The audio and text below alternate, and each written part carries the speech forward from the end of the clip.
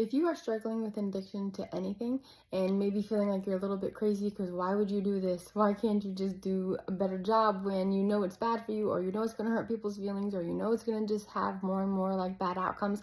I will explain to you why this is happening. So I was in therapy years ago, and this is something they explained to me that I'm only now beginning to understand how, oh yeah, this totally makes sense when it comes to addiction. So what I learned was that when I went to therapy, they said, okay, we're going to teach you all of these skills. We're going to teach you all of these skills for, how to do these things, how to process these things in your life, whatever it was I was in therapy for. I don't remember. But they said that all of these skills are going to do you no good when you are in fight or flight. Like when you're in crisis mode and you're all activated and your nervous system is totally wrecked, you will not be able to access these skills. So when you're in that place, there's only one thing that's going to matter, which is that you've got to feel better. You've got to be able to calm your nervous system and get out of that place of fight or flight before you can actually apply other skills. And so they taught us a different set of skills for that, for how to get out of that place so that we could then apply skills.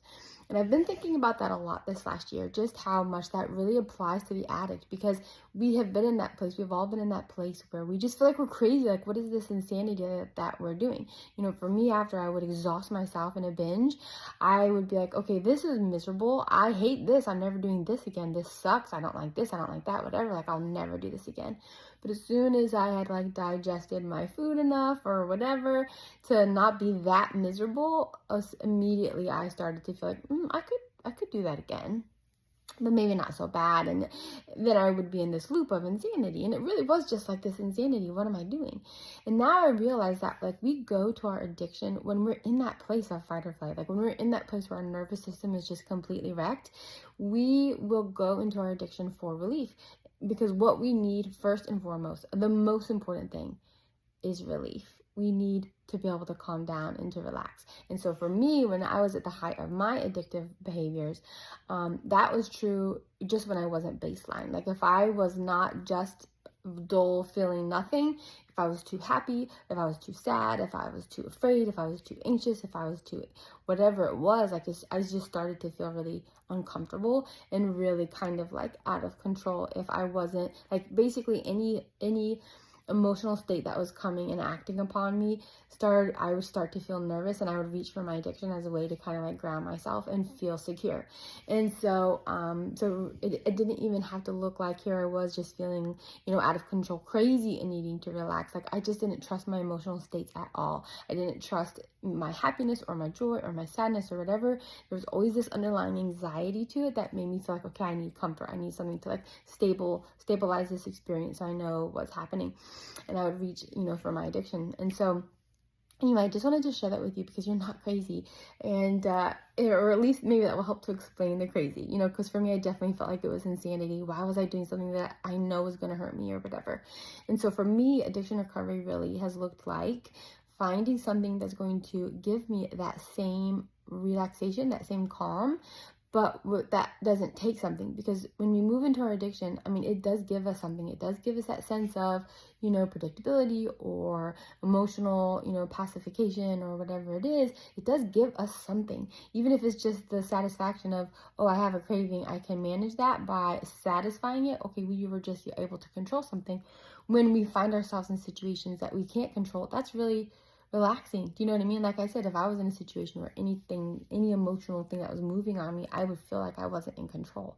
And so being able to reach into my addiction gave me a sense of stability that I didn't have in that situation otherwise.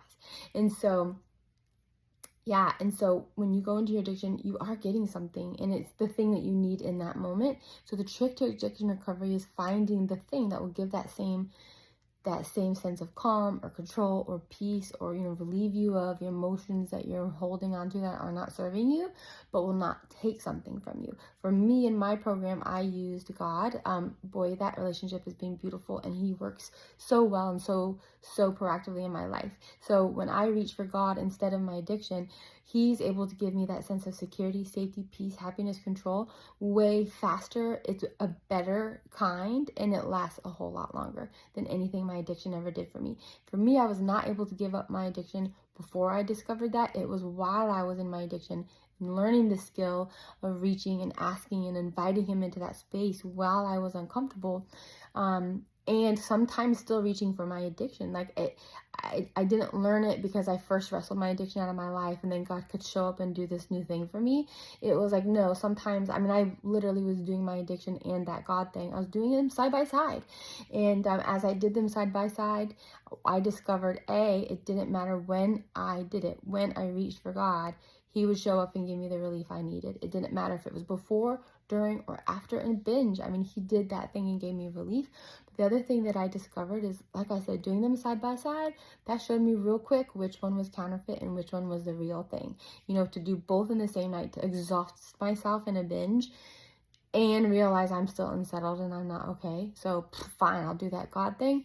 And then to go to God and be like, okay, what is it? Why am I feeling so uncomfortable? What am I holding on to? And for me specifically, I moved through those 4 triggers that I understand are fear, resentment, selfishness, and dishonesty in all of their forms. What am I holding on to? What is moving me outside of a place of feeling like I'm in control or at peace? And then he helps me understand what it is, and then I can let it go. I can identify it, so then I can let it go. And when I say let it go, that really makes it sound like I'm doing a lot of work. I'm not. I'm saying, hey, will you relieve me of it? So really, I'm asking God to do that work, because I can't get rid of it myself. But he can step in and pull it out and, you know, relieve me of it. And he does. It looks like a ton of different things. You know, I mean, what I mean by that is he might do it one of many different ways. I've had so many different experiences, but I don't really care how he does it. All I know is that it works.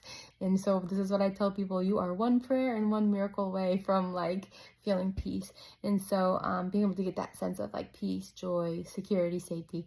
So anyway, if you appreciated this tip, if you would like to hear more of tips like this, please sign up for my newsletter. I put out a newsletter every week that gives more things like this that you can immediately apply for a better understanding of your addiction, and also how to unravel it so that it's a really peaceful and beautiful process. Thank you.